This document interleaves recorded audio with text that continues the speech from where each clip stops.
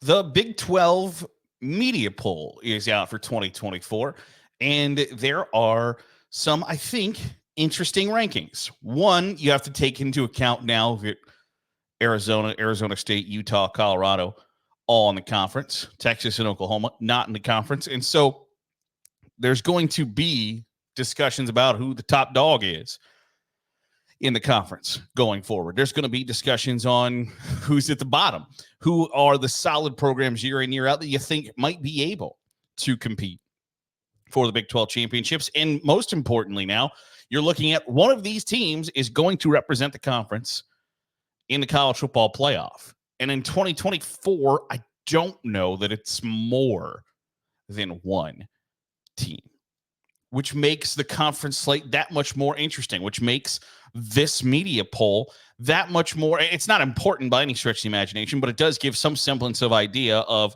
what the people who follow the conference closely think that 1 through 16 looks like, who they expect to be in the hunt, in the battle to represent the Big 12 on the sport's biggest stage. And I think that's a fascinating look. So here are the 16 teams in order of what the expectation is for the 2024 season. Utah 1, Kansas State 2, Oklahoma State 3, Kansas 4, Arizona 5. 6 through 10 is Iowa State, West Virginia, UCF, Texas Tech, and TCU. Then Colorado 11, Baylor 12, BYU 13, Cincinnati 14, Houston 15, Arizona State 16. Now, one of the first things that pops out to me is that each of the 5 teams, the top 5 teams, I should say, received a first place vote. So there are people who think that Arizona is the top team in the Big 12. Kansas, Oklahoma State, Kansas State, Utah State, and Utah and Kansas State got the most first place votes, which I think is the consensus if you were to ask people around the country of like who are the 2 teams that are likely to be the 2 best teams in the Big 12, or which teams are the most likely to make college football playoff, win the conference title. I think it's Kansas State and Utah, despite Kansas State losing its starting quarterback, despite Utah jumping into a new conference. Those are the 2 schools that most people come to. Now, I do think it's somewhat really interesting that Arizona is listed below Kansas. And I don't know if that is joining a new conference, maybe not as familiar with the Wildcats, but Arizona conceivably should be really good in 2025.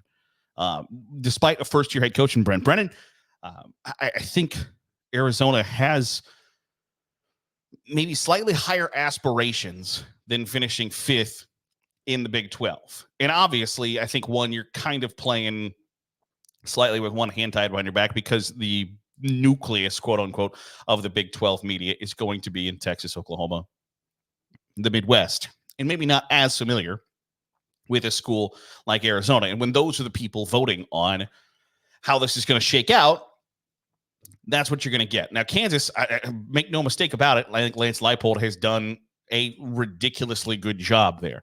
It is a difficult place to win, be successful. One, you don't have a great recruiting base outside of there being a bunch of JUCOs in the state. 2, Kansas is undeniably a basketball school. The resources are going to go to that program, and football's going to suffer sometimes because of it. Now they're making upgrades. They're refurbishing the stadium, which means you're going to play in bad situations in 2024. But that's neither here nor there. For them to be number 4, I think, one, showcases the power that Lance Leipold has done at that program, and then 2, makes me get just maybe a little bit of home cooking from the Big 12 media that are used to covering the Big 12 and those coming into the conference from the likes of Utah, Arizona, Colorado, and Arizona State.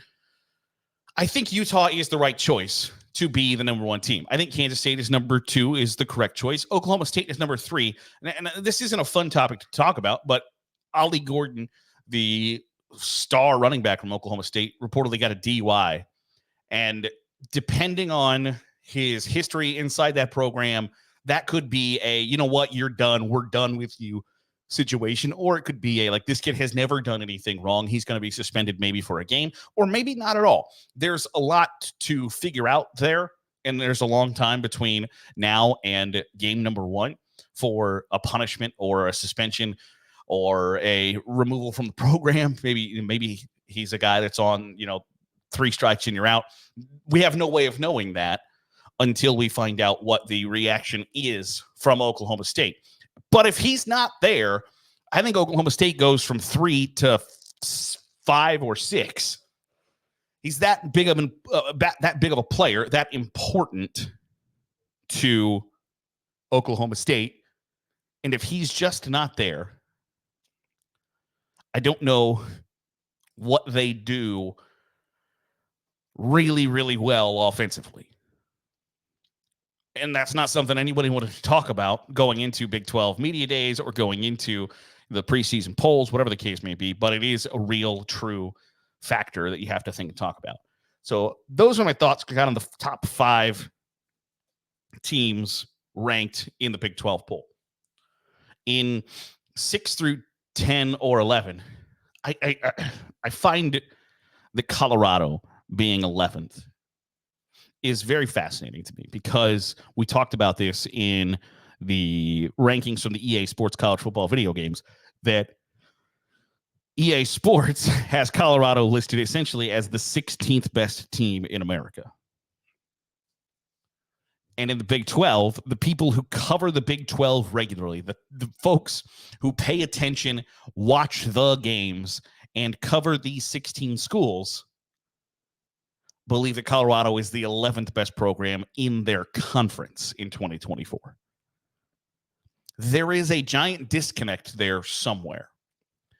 And so the question is it from EA Sports, who is looking to sell some video games, which, by the way, features a Colorado player on the cover, or are the people who cover the sport day in, day out and cover this conference, these 16 schools, are they the ones that are wrong? That's a question you're going to have to answer, because Colorado obviously has a history with the Big 12.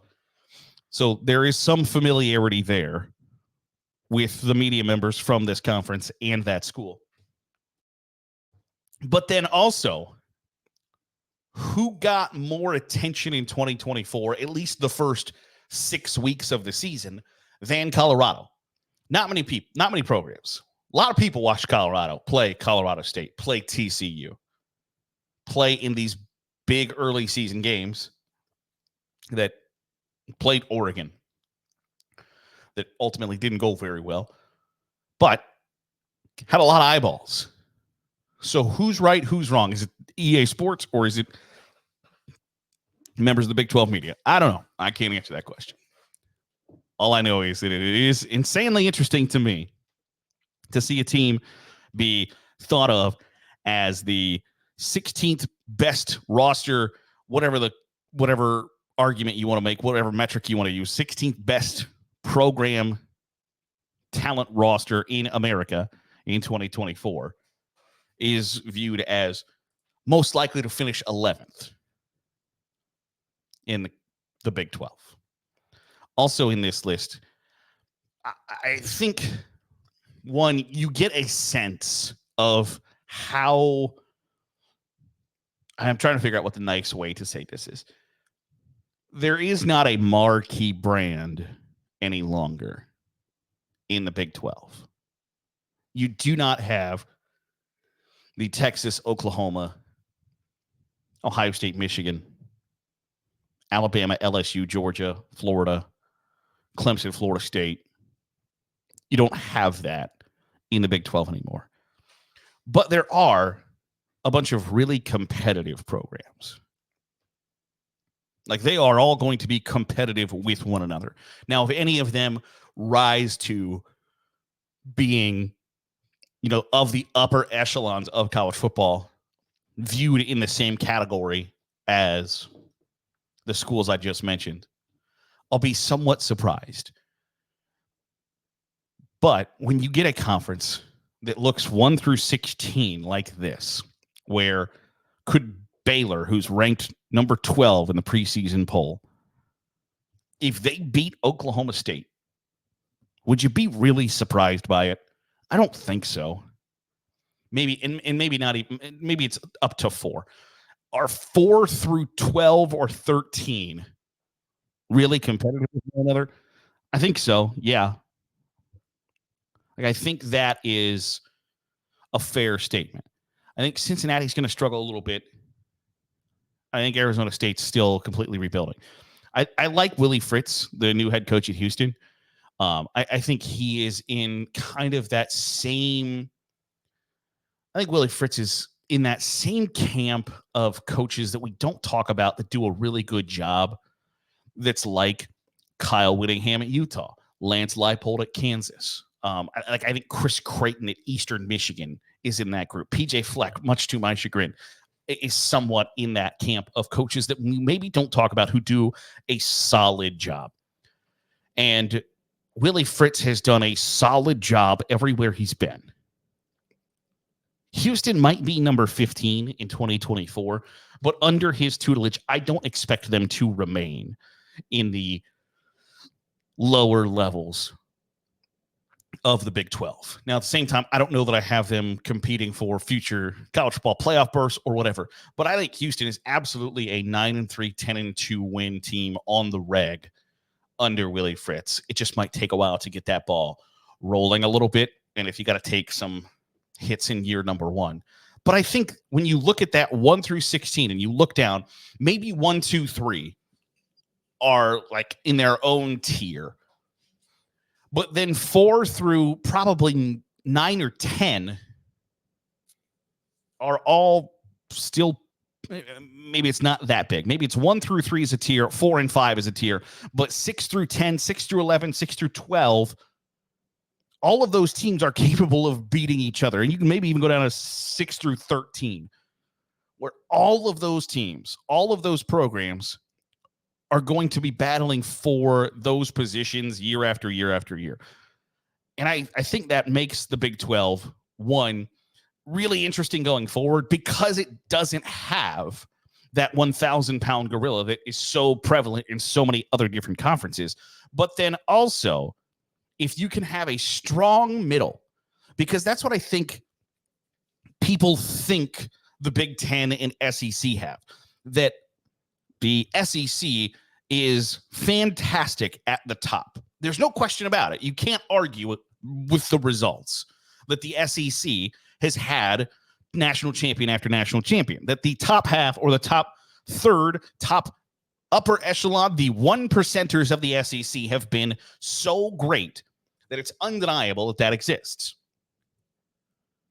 But I think having that SEC badge on your chest gives people the benefit of the doubt that the middle of the conference and the bottom part of the conference is just slightly better than everybody else. And I don't know that that's always the case. I don't know that the teams that are 8-4 to 6-6 in the SEC are that much better than the 8-4, 6-6 schools in the Big 10, the Big 12, or the ACC. But I do know that if it's a detriment to the conference overall, because if you have a bunch of 8-4 schools, the perception is you're not very good.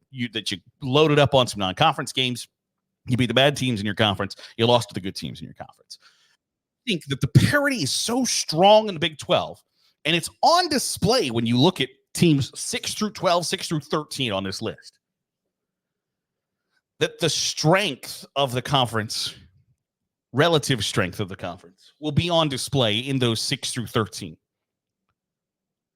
where a team that might finish 5-7, like a BYU, like a Baylor, Colorado, whatever might have you, can beat a team that's going to finish 9-3, like Arizona. Now, that's going to be a perception play that's going to hurt the Big 12, but the reality is that I think the core in the middle of that conference is as strong as anybody. And that doesn't win you awards. It doesn't win you benefit of the doubt and who does and doesn't make college football playoff, or does and doesn't win awards or keeps their job or what have you. But I think it's an important aspect to point out that while the top of the creme de la creme of the Big 12 isn't going to be on the same level, in my opinion, as the Big 10, SEC, a big chunk of that conference is going to be as good as everybody else's upper third, middle of the road teams. And so when the perception is like, you're kind of a group of five program, you're kind of a group of five conference, having schools that can play with the quote unquote big dogs, it's going to be an important factor for the Big 12 going forward. Those are my reactions. Want to know what yours are? Comment down below. Who's a little too low ranked? Who's way too high? Want to hear from you in the comments. Drop them down below. That'll do it for today's episode of the Daily Huddle. Appreciate you making us a part of your day, however it is, wherever it is you're doing so. If you're watching on YouTube, hit the subscribe button. Make sure you're getting all the great college football content that we're pumping out. If you're listening on the podcast feed, drop a 5-star review. It goes a long way in helping out the channel. See you tomorrow for another episode here on the Daily Huddle.